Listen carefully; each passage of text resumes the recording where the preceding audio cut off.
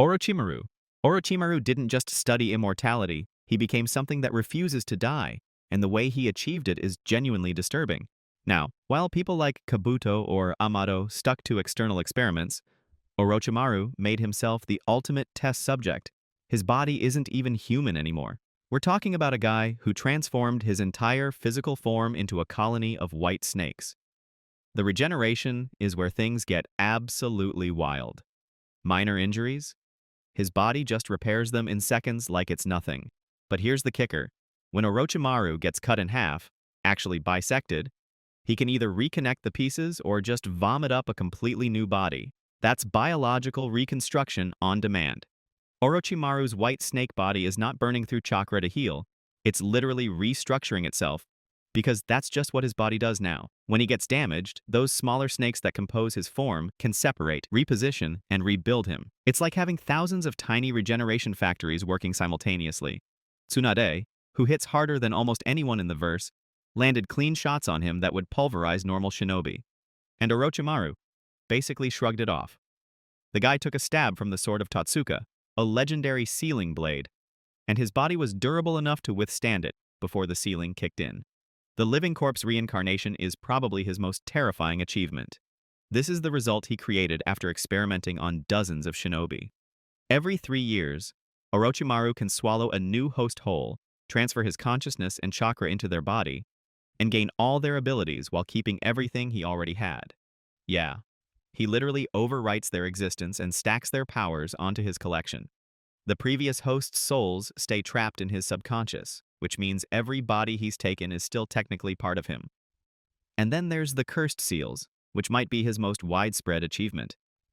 Orochimaru couldn't enter Sage mode because his host bodies were too weak, so instead, he reverse-engineered Senjutsu into something he could mass-produce.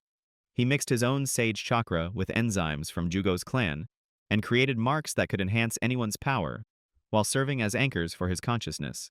Even if Orochimaru dies, as long as someone has his cursed seal and the right DNA is available, he can resurrect himself. The man built respawn points into other people's bodies. Moreover, Orochimaru successfully recreated Wood Release, one of the most broken abilities in the series, by implanting Hashirama's cells into test subjects. 60 kids died in those experiments, but he still figured it out. He also enhanced Danzo's arm with Sharingan and Hashirama cells, creating that grotesque limb covered in eyes. That level of genetic manipulation, combining 2 legendary bloodlines into a functional weapon, shows how far ahead he was in understanding DNA and Keki Genkai. The synthetic humans he eventually created were basically superior organisms. Accelerated healing, enhanced immune systems, infrared vision, communication with animals, the ability to sustain themselves without food. These weren't just clones, they were upgraded versions of humanity. Orochimaru looked at human limitations and systematically removed them through genetic engineering. He created Mitsuki, he perfected Edo Tensei, he collects all kinds of specimens, and continues his research even in the Boruto era. This guy is insane. Hold up, we want to say thank you for supporting AnimeZONE. Every like, share, and subscribe from you is a huge motivation for us to keep creating in-depth, detailed videos like this one. If you don't forget to comment on what we should do next in our video, we read every single comment. Now, Kabuto Yakushi. If Orochimaru is the mad scientist who conquered death, then Kabuto is the student who looked at his teacher's work and said, "I can do better." And honestly, he wasn't lying. This guy started as an orphan, trained in medical ninjutsu, and ended up claiming he surpassed Orochimaru and became the closest thing to the Sage of Six Paths. Let's get into what makes Kabuto absolutely insane from a scientific standpoint. He didn't just inherit Orochimaru's research. He took it apart, analyzed every single component, and then rebuilt himself into something that combined the best abilities from multiple people. We're talking about a guy who systematically studied all of Orochimaru's test subjects and cherry-picked their most broken abilities to integrate into his own body. That level of understanding requires you to not just copy techniques, but to fundamentally comprehend how different bloodlines and abilities work at a genetic level. The healing factor Kabuto engineered for himself is legitimately ridiculous. He replicated Karen's Uzumaki clan regeneration, which means he can recover from injuries that would cripple most shinobi. But here's where it gets really wild. He can also use Suigetsu's hydrification technique to literally turn his body into liquid and reform elsewhere. Think about what that means tactically. You can't land a killing blow on someone who can just liquefy the moment they're about to take damage. It's like fighting water, except that water can turn solid again and stab you with a chakra scalpel. The snake modifications from absorbing Orochimaru's remains gave Kabuto something even more versatile. His true form became this grotesque snake-like body that can move at incredible speeds and swallow targets whole. He keeps that form hidden under a layer of normal-looking skin that he can shed whenever he wants. That outer layer has a snake embedded in the navel that can merge with other people's bodies to heal them, which means Kabuto can use his own biology as a medical tool for others. He can also produce white snakes from his body that act as extensions of himself, carrying his chakra signature and heightened senses. But the most broken thing Kabuto did was figure out how to use Sage Mode indefinitely.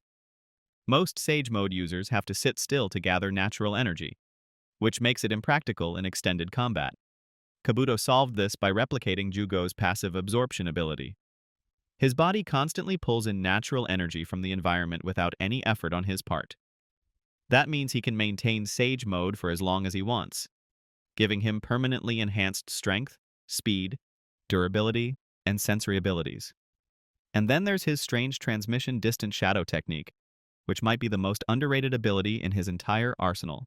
Using Saken's body-merging ability, Kabuto can generate clones from his navel snake that have the complete skill sets of anyone he has genetic samples from. He pulls out Kimimara's bone manipulation, Kidomaru's spider webs, and the abilities of the entire Sound 5 whenever he needs them. This isn't summoning, this is on-demand access to multiple Kekkei Genkai and unique techniques. The man turned himself into a living database of abilities. People sleep on how busted Kabuto became because he doesn't have the same name recognition as Madara or Obito. But during the war, he was controlling an army of reincarnated legends while simultaneously fighting Sasuke and Itachi, two of the most talented Uchiha ever. And he even outmatched them. It's not a coincidence people say Izanami was a retcon. Yeah, he's definitely the superior scientist in terms of application and synthesis. Katasuke Tono. This man is basically the Secretary of Defense for ninja technology, and he fundamentally changed how warfare works in the Boruto era.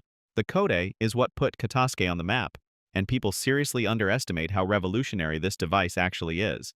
Think about what it does. It stores multiple high-level jutsu that anyone can use regardless of their natural talent or chakra affinity. A genin can fire off a jutsu that would normally take years of training to master.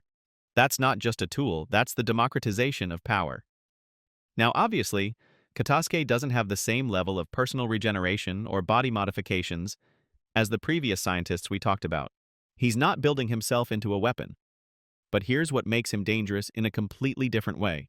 His battle armor prototype can absorb continuous attacks from multiple advanced puppets until they literally overheat and shut down. The chakra-absorbing gauntlet he developed based on Momoshiki's Rinnegan can neutralize any ninjutsu thrown at it. Very impressive. The real genius of Katasuke's work is scalability. Orochimaru's experiments produced unique specimens. Kabuto made himself into a one-of-a-kind being. But Katasuke's inventions can be replicated and distributed to an entire army. He created prosthetics advanced enough to make Ao, a retired shinobi who lost half his body, combat effective again with ninja tech enhancements. He built mirror drones that can attack autonomously while being powered wirelessly through a chakra connection. This is military-grade equipment that changes the fundamental rules of engagement. The fact that Shikamaru, one of the smartest strategists in the series, called Katasuke's mind invaluable to Konoha, tells you everything about his actual importance.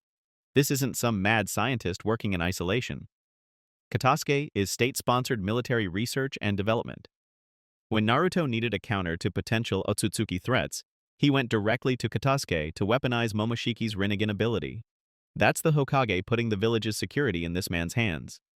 People love to debate whether scientific ninja tools cheapen the hard work traditional shinobi put in, and honestly, Katasuke probably doesn't care about that argument. He's not trying to preserve tradition. He's trying to make sure Konoha survives in an era where godlike aliens can show up and wreck everything. His technology got stolen and used against the village by Kara, which is arguably the biggest endorsement of how effective his work actually is. When your enemy brainwashes you specifically to get access to your research, that means you're building something they can't replicate on their own. So here's the real question. Is Katasuke actually a scientist or just a really advanced engineer? Because he's not discovering new laws of nature like Orochimaru or creating hybrid genetics like Kabuto. He's taking existing ninja abilities and reverse engineering them into reproducible technology. Does that make him less impressive, or is practical application more valuable than theoretical research? Tanuki Shigaraki. Let's talk about a scientist most people have never even heard of, but who created something so terrifying that Sasuke himself said it came close to replicating Kaguya Otsutsuki's techniques. Tanuki Shigaraki took Hashirama's cells and didn't just make a wood-release user or a healing factor. He opened a gateway to another dimension and created a living bomb capable of destroying an entire city. The Gozu Tenno seal is genuinely one of the most disturbing achievements in the entire series when you actually break down what it does. Tanuki figured out how to surgically implant Hashirama's cells into a human body in a way that creates a dimensional portal to what he called the underworld. The moment that seal is completed, a creature called Nue is born in that separate dimension. The seal works as both a chakra absorption system and a summoning medium. Anyone marked with it can produce dark chakra constructs shaped like snakes that parasitically attach to people experiencing negative emotions, continuously draining their chakra while making their mental state worse. Every bit of absorbed chakra feeds directly into Nue, making it grow larger and more powerful. As it feeds, the seal pattern spreads across the host's body. Eventually, Nu becomes a massive chakra bomb that can be summoned to any location and detonated with enough force to level a city. This technique killed him to create. The process of implanting the seal drained so much of his vitality that he died immediately after placing it on his daughter Sumair. Well, for a root scientist working alone with limited resources to create something even remotely comparable means Tanuki understood dimensional mechanics and chakra manipulation at a level that rivals literal god-tier beings. He didn't have the Rinne Sharingan or Otsutsuki powers, just Hashirama's cells and his own knowledge of Fuinjutsu, and he still managed to punch a hole through dimensional barriers. People sleep on Tanuki because he's barely in the story and died before we saw what he could really do. But this man created a bioweapon that operates on multiple dimensions, feeds on emotions, and was designed for maximum collateral damage. If he hadn't died from the procedure, what else could he have built? Could he have created multiple Nu? Could he have refined the process to not drain his vitality? We'll never know, and maybe that's for the best. Shin Uchiha. Now we're getting into something genuinely twisted. Shin's body was so genetically unique that Orochimaru used him to crack the code on permanent cloning and unlock the secrets of human genetics. Shin's teeth and nerves alone gave Orochimaru enough data to revolutionize genetic engineering. This man was literally the breakthrough that made advanced human experimentation possible. What separates Shin from every other modified human we've talked about is his approach to regeneration. He didn't develop accelerated healing or biological reconstruction like Orochimaru and Kabuto. Shin created an army of perfect clones of himself and used them as a living organ transplant system. When his vital organs got damaged in combat, he would perform surgery on himself using his Mangekyo Sharingan's telekinesis, remove the damaged organs, and transplant fresh, healthy organs from his clones. That's not healing. That's swapping out parts like you're repairing a machine. The clones themselves represent a different kind of scientific achievement. These weren't shadow clones or temporary copies. Shin's genetic makeup allowed for the creation of permanent, fully functional duplicates that could exist independently. Each clone had the same Mangekyo Sharingan pattern, the same abilities, and the same biological compatibility for organ transplants. Essentially, Shin created an infinite supply of spare parts for himself. As long as he had clones alive, he could replace any damaged organ and keep fighting indefinitely. His body's adaptability is what made all of this possible. Shin could maintain multiple fully matured Sharingan all over his body without any of the drawbacks non-Uchiha normally face. Most people who implant Sharingan suffer massive chakra drain and can barely keep one eye active. Shin had Sharingan covering his entire body and could use them all simultaneously without any issues. That level of biological compatibility meant his body treated foreign Sharingan as if they were native parts of his system. The fact that his arm was considered valuable enough to transplant into Danzo along with Hashirama's cells shows how special Shin's biology actually was. Orochimaru didn't just harvest any random arm. He specifically chose Shin's because it could handle multiple Sharingan and Hashirama's cells simultaneously without rejection. That's compatibility on a level that suggests Shin's body was naturally designed for integration with foreign genetic material. Amado Sanzu. Now, the scientist who makes everyone else on this list look like they were working with stone tools.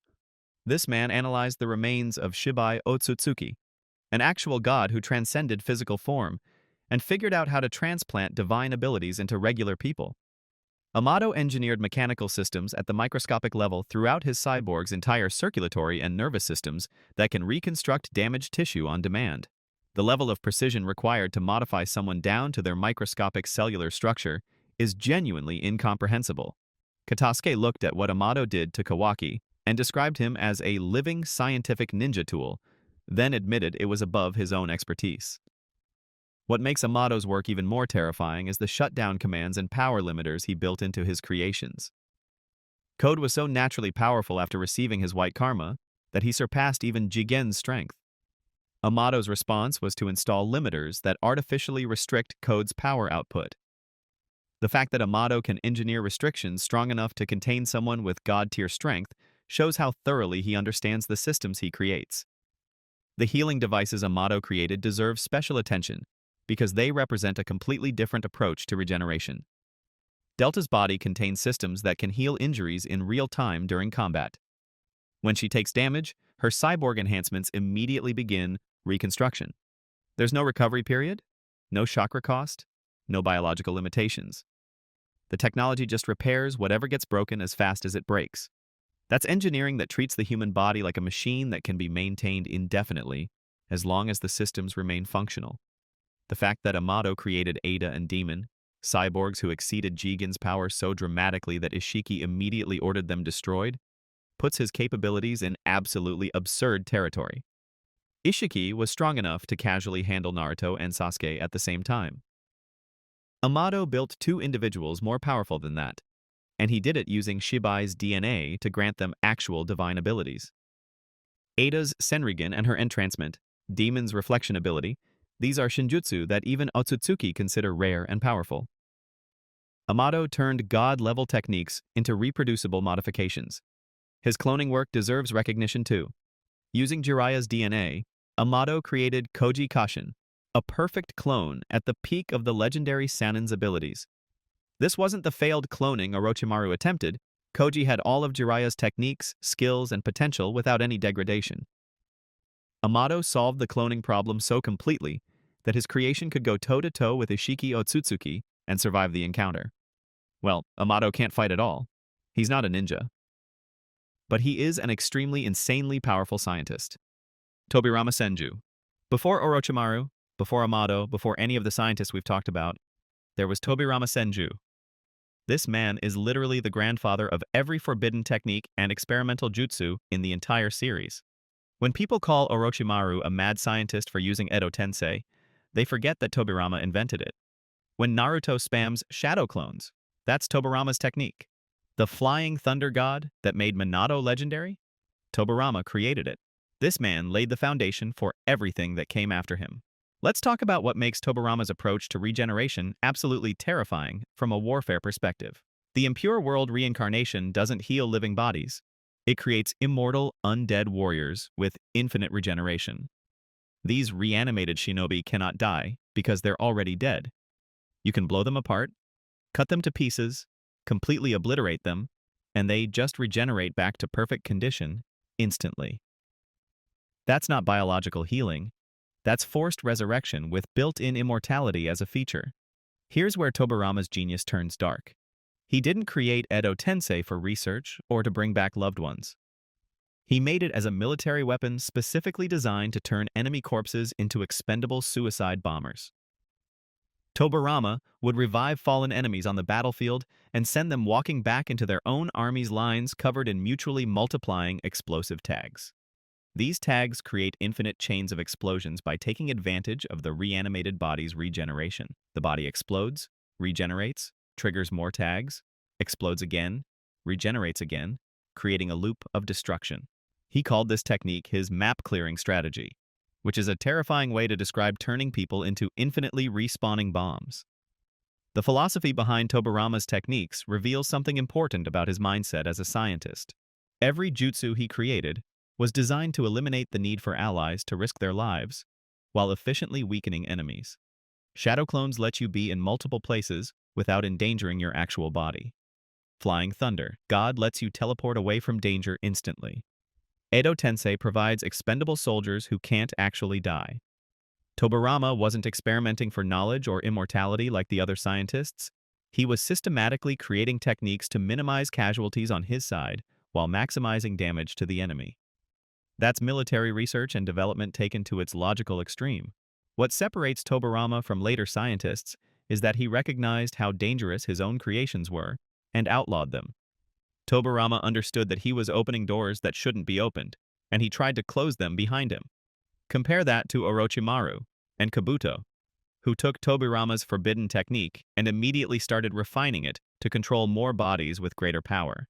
The fact that Tobirama studied Madara's Sharingan after killing him shows he was already thinking like a scientist even back then.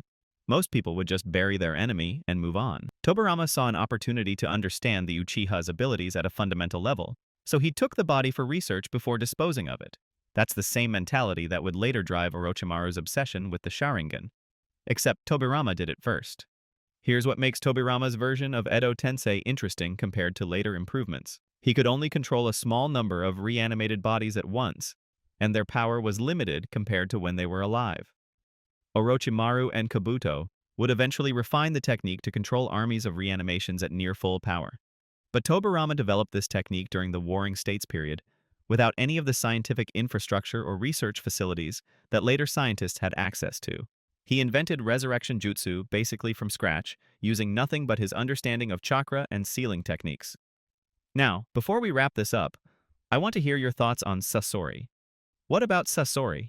The guy literally turned himself into a living puppet, created human puppets by preserving and modifying corpses, and achieved a form of immortality by transferring his core into different puppet bodies. That sounds exactly like what a mad scientist would do, right? The point is, Sasori was a craftsman who perfected an art form that already existed. Puppet techniques were established in Sunagakure long before him. What Sasori did was take that existing art and push it to its absolute limit by figuring out how to preserve human bodies as functional puppets. That's mastery of a craft, but is it actually science? The immortality argument is where people really disagree.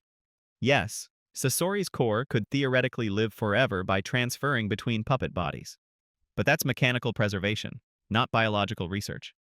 He didn't study cellular regeneration or develop techniques to resurrect the dead like Tobirama. He just made himself into an object that doesn't age because it's no longer organic.